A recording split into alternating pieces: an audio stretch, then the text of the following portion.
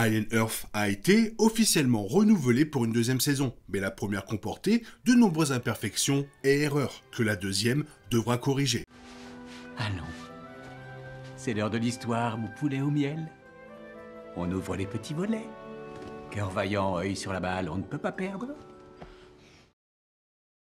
Le sort de la série pour une saison 2 est enfin révélé. Après la diffusion du dernier épisode de la saison 1, les fans attendent avec impatience de savoir si la série allait se poursuivre. Avec un score critique de 94% sur Rotten Tomatoes et une note de 85 sur Metacritic, Alien Earth a reçu des critiques extrêmement positives. La première série télévisée de la saga a été largement saluée pour sa narration originale et cinématographique. FX a confirmé le renouvellement pour une deuxième saison dont le tournage débutera à Londres en 2026. Avec le renouvellement de la série et la forte présence de Weyland Yutani dans l'excellent film Predator Badlands de Dan Trachtenberg, c'est une grosse période de bonheur pour les fans de Alien. Avec la saison 2, les conséquences de la prise de contrôle par Wendy à la fin de la saison 1 seront explorées, ainsi que d'autres intrigues clés, maintenant que la préquelle fait son grand retour. La saison 2 verra également la série se rapprocher de la chronologie du film original Alien et des événements impliquant Ellen Ripley à bord du Nostromo. Mais même si c'est formidable que la saga soit toujours aussi populaire, j'ai des sentiments mitigés concernant la saison 2 de Alien Earth. La saison 1 a beaucoup de qualités, Sidney Chandler,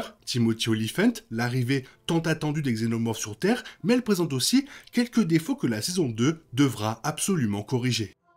La série a eu beaucoup de mal à trouver un ton unique. Dans certaines séquences, la série recrée avec brio l'horreur atmosphérique du film original. Dans d'autres, elle était tellement excessive qu'elle en devenait presque kitsch et parodique, notamment toutes ces scènes où les xénomorphes bondissaient au ralenti, tels des personnages de dessins animés. Certaines scènes exploraient les aspects les plus sombres de la nature humaine, en particulier les conversations sinistres entre Boy Cavalier et Wendy, mais on y trouvait aussi des scènes comiques et loufoques, comme les échanges entre Smee et Slightly, dans un style proche du duo Scooby-Doo et Sammy. Pour la saison 2, Alien Earth doit trouver un ton distinct. Doit-elle privilégier l'humour et l'autodérision ou rester sombre et effrayante ?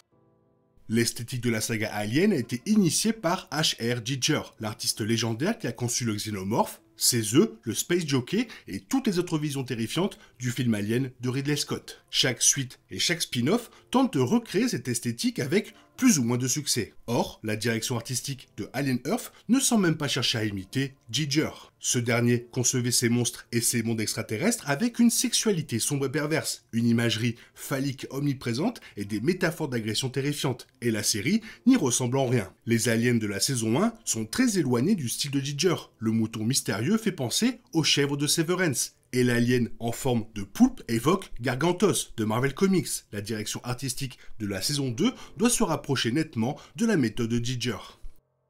Depuis l'âge d'or de Game of Thrones et Walking Dead, il est devenu courant de faire disparaître des personnages importants sans ménagement dans les séries télévisées. Ce n'est pas une fatalité, les garder en vie permet de développer leur évolution, et la mort peut être un moyen facile d'intensifier l'enjeu d'une histoire, mais c'est absolument indispensable dans une histoire alien. Toute cette saga repose sur le postulat que des extraterrestres éliminent des groupes d'humains sans méfiance, et quelques androïdes au passage. Si tout le monde survit à chaque rencontre, ces extraterrestres paraissent soudainement beaucoup moins effrayants. Le fait que des humains et des hybrides synthétiques survivent à plusieurs affrontements avec eux dans un seul épisode nuit à la réputation du xénomorphe comme machine à tuer parfaite. Pour la saison 2, Alien Earth doit se passer de l'invincibilité scénaristique, la relation fraternelle tendue entre Wendy et Joe et le cœur émotionnel de la série. Ils devraient donc être à l'abri pendant un certain temps, mais tous les autres personnages devraient être des cibles potentielles. Il est de plus en plus fréquent et inquiétant que les séries télévisées évitent de conclure leur intrigue dans leurs épisodes finaux. Autrefois, un épisode final marquait un long tournant décisif dans une série au long cours. Mais à l'ère du streaming, il se résume souvent à un épisode parmi d'autres, malgré des saisons télévisées bien plus espacées, rendant d'autant plus difficile le maintien de l'intérêt du public pour la suite.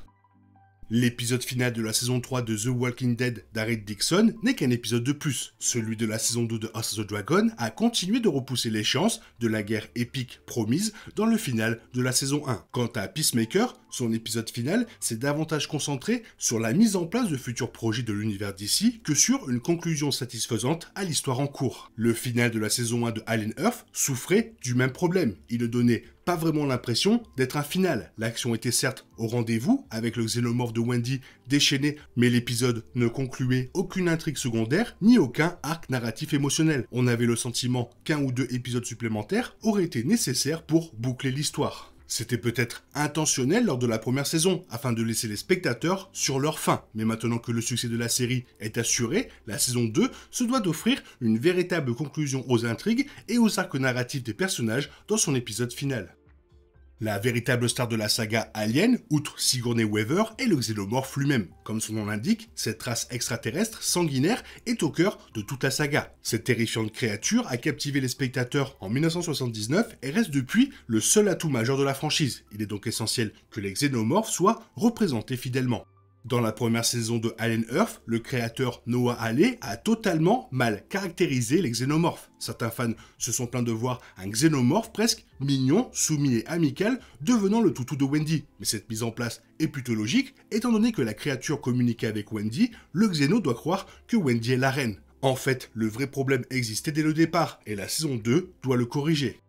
Dans les films, les xénomorphes sont rusés et sournois. S'ils ne peuvent pas entrer dans une pièce, ils trouvent un autre moyen, comme se faufiler dans les conduits d'aération. En revanche, dans Alien Earth, lorsqu'un xénomorphe ne parvient pas à entrer dans une pièce, il se met à tambouriner à la porte comme un gorille. Les xénomorphes de la série n'approchent pas de leur proie furtivement, ils hurlent et fondent sur elle de loin. Dans la saison 2, il est impératif de présenter des xénomorphes plus reconnaissables. Fini les xénos en mode bourrin, place aux machines à tuer, pures, sophistiquées et implacables. Le nom est explicite, Alien.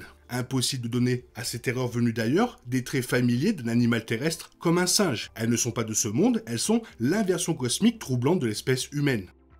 Dans son annonce du renouvellement d'Alien Earth pour une deuxième saison, FX a vaguement indiqué le début de la production. Ce calendrier signifie que la saison 2 ne sortira probablement pas avant 2027 au plus tôt. On ignore même la date exacte du début du tournage en 2026. Mais il faudra vraisemblablement encore un an pour le montage, le marketing et la production une fois le tournage terminé. C'est une grande déception, les fans de la série vont devoir patienter près de 2 ans, voire plus, pour obtenir des réponses au suspense insoutenable de la fin de la saison 1. Malheureusement, ce n'est pas un cas isolé. Les séries conçues spécifiquement pour le streaming connaissent souvent de longs délais entre les saisons, comme Stranger Things, Mercredi, Severance et bien d'autres, qui en sont des bons exemples. Malgré ce que certains voulaient, malgré ce que certains pensaient, la série a quand même été renouvelée, preuve de son succès. Toi, qu'est-ce que tu en penses? Qu'est-ce que tu aimerais voir? Fais-le moi savoir dans la zone commentaire. Sinon, comme d'habitude, bisous bisous, bye bye. Il est impossible de compter sur les autres de nos jours. On est obligé de tout faire soi-même. Je me trompe? Rien de grave. J'avais tout prévu. Où va le monde? Je vous le demande.